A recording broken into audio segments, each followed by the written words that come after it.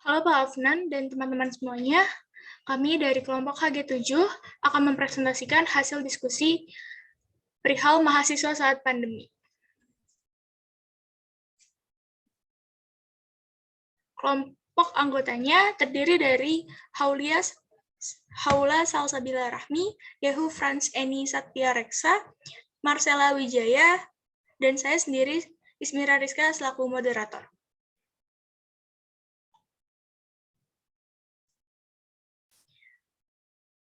Yang pertama, ada permasalahan yang saya sendiri akan jelaskan. Pandemi COVID-19 di Indonesia berdampak pada berbagai aspek kehidupan, salah satunya pendidikan. Dampak dari pandemi ini telah menghambat gerak bebas mahasiswa seiring dengan regulasi penetapan belajar di rumah. Kampus memberlakukan pembelajaran jarak jauh berbasis internet dan web yang relevan. Hal ini menimbulkan berbagai permasalahan dalam proses perkuliahan, baik dari sisi ekonomi, sarana dalam aktivitas pembelajaran, serta adaptasi mahasiswa di masa pandemi terhadap pembelajaran jarak jauh. Selanjutnya, sikap HG terhadap mahasiswa saat pandemi.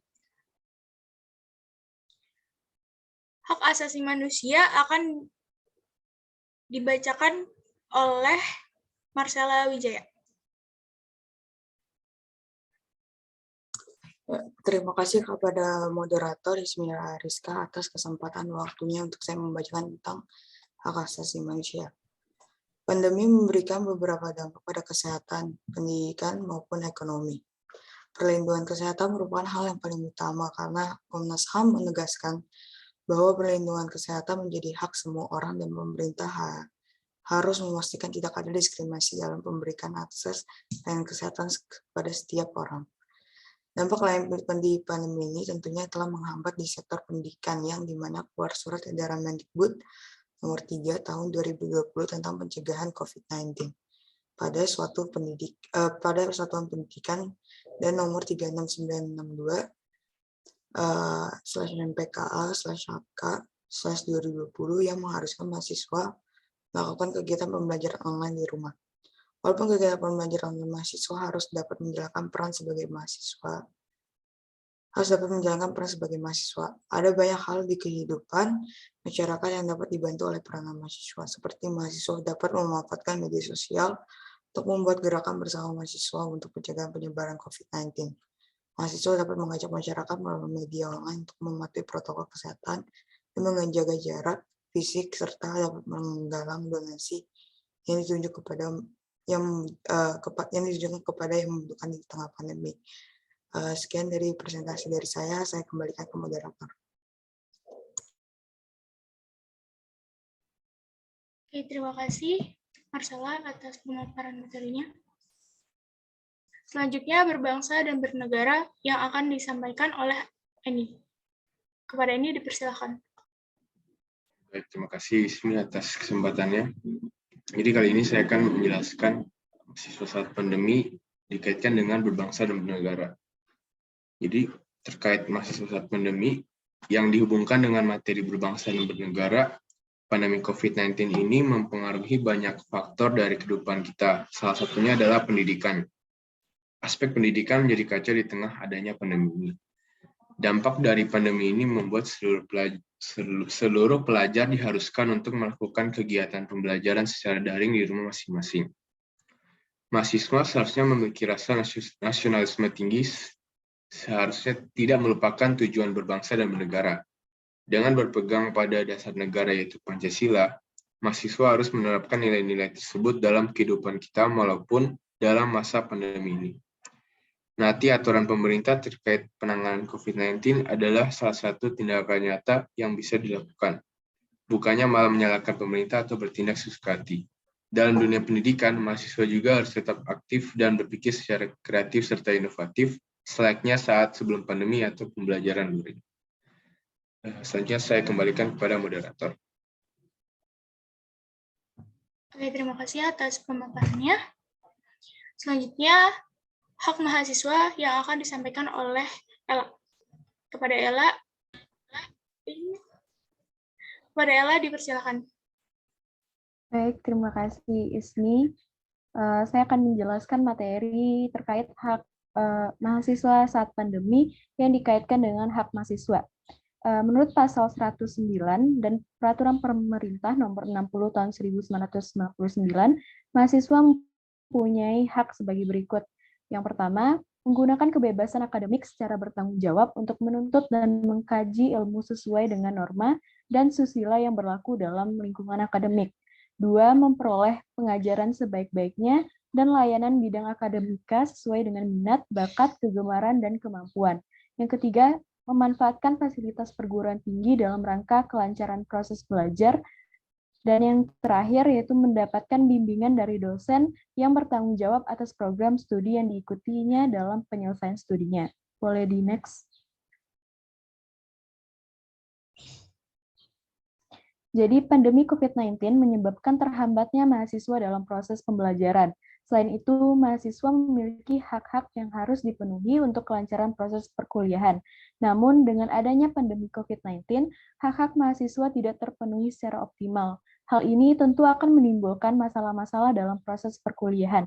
Pihak universitas harus memikirkan solusi dan merubah regulasi yang telah ditetapkan agar tidak ada yang merasa dirugikan dan tetap terpenuhinya hak setiap mahasiswa. Sejauh yang saya lihat, salah satu hak mahasiswa yang belum terpenuhi di masa pandemi yaitu dalam memanfaatkan fasilitas kampus untuk menunjang proses pembelajaran. Hal ini terjadi untuk menghindari penyebaran virus COVID-19, sehingga mahasiswa tidak dapat mendapatkan haknya untuk memanfaatkan fasilitas-fasilitas yang disediakan kampus dalam menunjang pembelajarannya selama perkuliahan. Sekian dari saya kembalikan ke moderator. Oke, terima kasih Ala atas pemaparan materinya. Selanjutnya, kewajiban mahasiswa yang dihubungkan. Terkait mahasiswa saat pandemi yang dihubungkan ke dalam materi kewajiban warga negara. Dunia pendidikan Indonesia ataupun yang lainnya mengalami dampak yang besar di tengah pandemi COVID-19. Kegiatan belajar mengajar yang semula berlangsung secara tatap muka, kini berganti secara jarak jauh. Banyak pelajar dan mahasiswa yang mengalami kemunduran. Berdasarkan artikel 5 dampak negatif, jika PJJ dilaksanakan terlalu lama, ada 5 dampak negatif, yaitu banyak siswa dan mahasiswa yang mengalami kemunduran, mengalami gangguan intelektual, emosional, kekerasan terhadap anak, dan jumlah anak putus sekolah. Kewajiban siswa dan mahasiswa masa pandemi adalah belajar agar tidak tertinggal. Selanjutnya, mahasiswa bisa mengimplementasikan apa yang sudah dipelajari di kehidupan nyatanya. Bentuk aplikasinya ini sangat banyak dan beragam. Bisa dengan mengajak masyarakat untuk melakukan protokol kesehatan. Selain itu, juga bisa mengajak masyarakat untuk mengurangi penggunaan sampah plastik sekaligus memilah sampah itu. Itu merupakan salah satu contoh pengaplikasian apa yang sudah saya pelajari di kehidupan nyata. Oke, selanjutnya ada hipotesis. Hipotesis akan dijelaskan oleh Sela. Kepada Sela dipersilakan. Ya, hipotesis yang pertama itu hak asasi manusia, yaitu pengaruh kesehatan mental mahasiswa karena pembelajaran online selama pandemi COVID-19. Selanjutnya ada hak mahasiswa yang berisi hipotesis terdapat beberapa hak yang tidak didapatkan oleh mahasiswa secara optimal akibat pandemi COVID-19. Selanjutnya berbangsa dan bernegara, yaitu pandemi COVID-19. Ini membuat mahasiswa menjadi semakin sulit dalam menanamkan nilai-nilai Pancasila. Selanjutnya ada kewajiban negara, yaitu pengaruh kesehatan mental mahasiswa karena pembelajaran online selama pandemi COVID-19.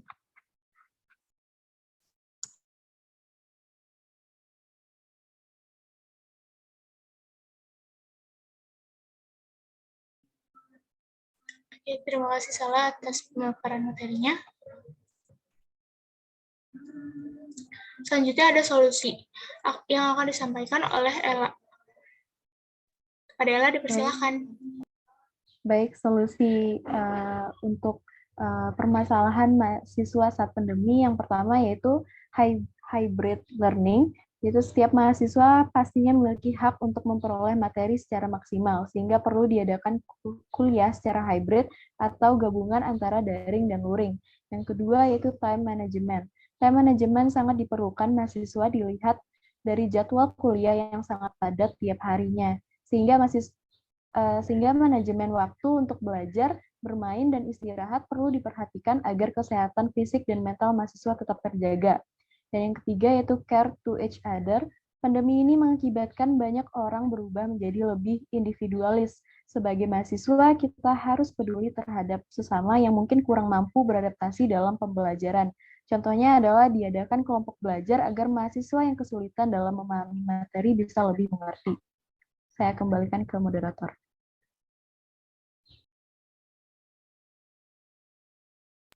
Terima kasih, Ella.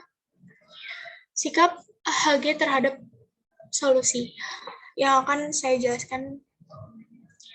Menerapkan solusi yang disebut tadi memang tidak akan selalu berjalan dengan mulus. Namun, sebagai mahasiswa yang terdidik, harus bisa memaksimalkan apa yang tersedia. Misalnya, bila telah diadakan hybrid learning, mahasiswa harus tetap menaati protokol kesehatan di kampus saat pembelajaran luring, dan tetap mengerjakan tugas yang diberikan saat pembelajaran daring. Dalam pembelajaran kelompok juga, mahasiswa harus saling menghargai satu sama lain dan tetap rendah hati. Selanjutnya ada kesimpulan yang akan dijelaskan oleh Eni. Kepada Eni dipersilakan. Baik, untuk materi mahasiswa saat pandemi ini, dapat disimpulkan bahwa pandemi ini membuat banyak masalah dan sangat menghambat mahasiswa untuk berkembang. Banyak sekali kekurangan yang ada mulai dari fasilitas yang terbatas, jaringan internet yang terbatas, hingga kejenuhan mahasiswa saat pembelajaran secara daring. Namun, bagaimanapun masalahnya, tetap ada solusinya. Pihak universitas bisa mulai dengan menerapkan pembelajaran gabungan antara luring dan daring, sedangkan dari pihak mahasiswa harus bisa berpikir secara kreatif, dan inovatif. Saya kembalikan kepada moderator.